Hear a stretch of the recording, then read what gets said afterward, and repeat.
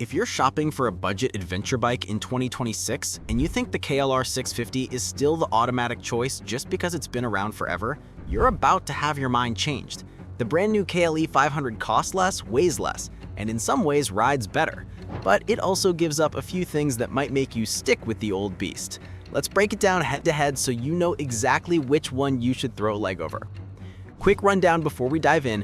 The 2026 Kawasaki KLE500 is the all-new lightweight adventure bike built off the Ninja 500 platform. 451cc parallel twin, rally looks, starts at $6,599 US.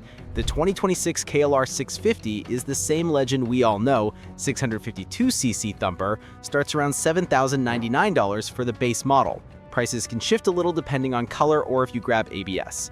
One is light and zippy, the other is the unbreakable tank that goes anywhere. Let's go category by category with real numbers and what they actually feel like on the trail or highway. The KLE500 wins on the sticker. $6,599 for the base ABS model. $6,599 gets you into the standard KLE500 ABS, and the SE version with TFT screen, quick shifter, and extra goodies is probably around $7,200. Dealers haven't locked final pricing yet. The cheapest 2026 KLR650 is $7,099 for the non-ABS base, $7,399 with ABS, and the loaded adventure model with panniers and lights pushes past $8,500. Straight up, the KLE saves you $500 to $2,000 right out the door. That extra cash buys you a good skid plate, better tires, or a whole weekend trip to test the thing. KLE500 has 451cc liquid-cooled parallel twin, 48 horsepower, 31.4 pound-feet of torque at about 7,500 RPM. The KLR has 652cc liquid-cooled single, 40 horsepower at 6,000 RPM, 39.1 pound-feet of torque at 4,500 RPM. On paper, the KLR has more torque, but the way it hits is completely different. The KLR thumps hard from idle. Twist the throttle at 2,000 RPM in third gear and it pulls clean. No drama, perfect for crawling up rocky hills or passing trucks on the highway without downshifting. The KLE Twin needs revs. Below 4,000 RPM, it feels sleepy. But once you keep it above 5,000, it screams and keeps pulling all the way to 10,000. It's smoother, almost no vibration through the bars or pegs, but you shift more and plan your moves. If you ride mostly pavement or tight twisties, the Twin feels way more fun. If you ride slow technical dirt, the single is king. The KLE is shockingly good on pavement. At 415 pounds wet, it's almost 50 pounds lighter than the KLR. KLR is 460 to 487 pounds depending on model. You flick it into corners like a big dirt bike wearing street clothes. It turns quick, holds a line, and the 43mm inverted fork, fully adjustable on the SE, soaks up bumps without diving. Wind protection is decent with the tall rally screen, and the riding position is upright but not stretched.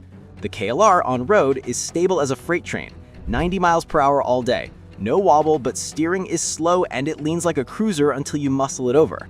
The KLR's windshield is smaller and buzzes your helmet above 70 miles per hour unless you add the taller one. Pure highway miles, KLR still wins for comfort, but everything else on pavement goes to the KLE. Here, the KLR fights back hard. Ground clearance, KLE500 8.3 inches, KLR base 8.3, on Adventure 2 8.3. Suspension travel, KLE front 7.5 inches, rear 7.5 inches, KLR front 7.9 inches, rear 8.0 inches. That extra half inch on the KLR saves your skid plate when you bash rocks. The KLR's 2117 wheel combo with more aggressive tire options makes it float over sand and baby head rocks better. The KLE comes with more street-oriented dual sport tires, fine for gravel and hardpack, but it slides sooner in mud. Bash a rock garden slow, the KLE's shorter travel bottoms easier. If you're doing real single track or deep sand, the KLR's still the weapon. If you're doing fire roads and occasional easy trails, the KLE keeps up and feels less tiring. 415 pounds wet versus 487 pounds wet is a massive difference when you're picking the bike up in a muddy ditch or U-turning on a narrow forest road. The KLE, you can muscle around no problem. Even shorter riders can flat foot and paddle it backwards. The KLR feels top-heavy once you stop. Seat height is 34.3 inches stock, 33 on the S model, but the mass is up high because of that huge 6.1 gallon tank.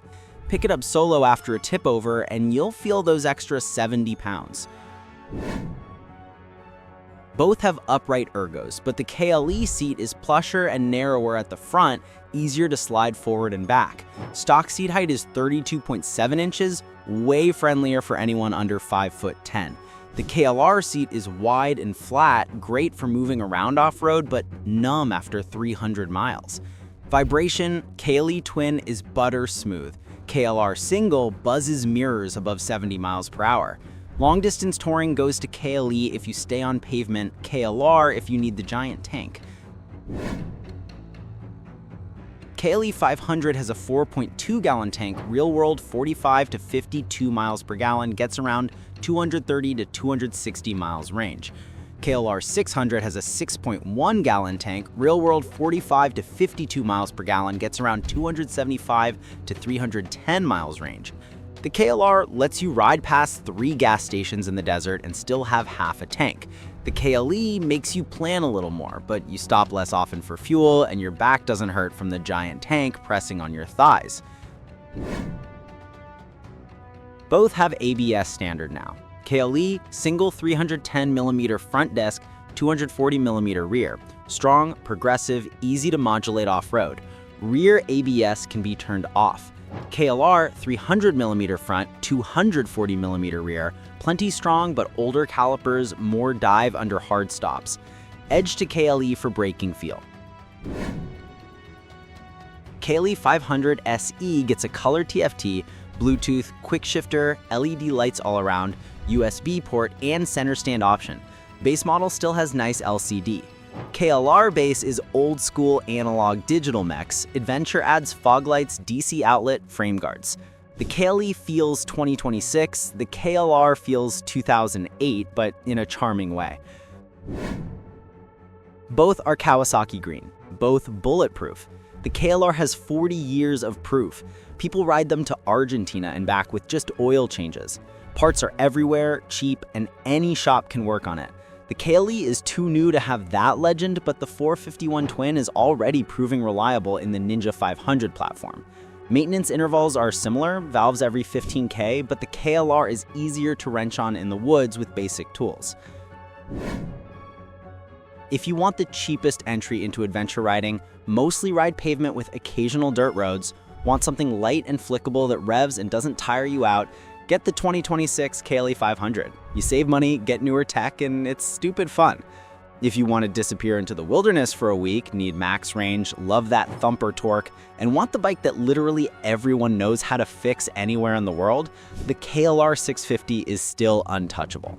Me personally, I'm grabbing the KLE500 because I ride 80% pavement and I hate picking up heavy bikes. But I totally get why half of you will stick with the KLR. It's earned it. If this helped, smash subscribe so you don't miss the first ride review when they hit dealers in spring, or check the next video popping up right now. See you out there.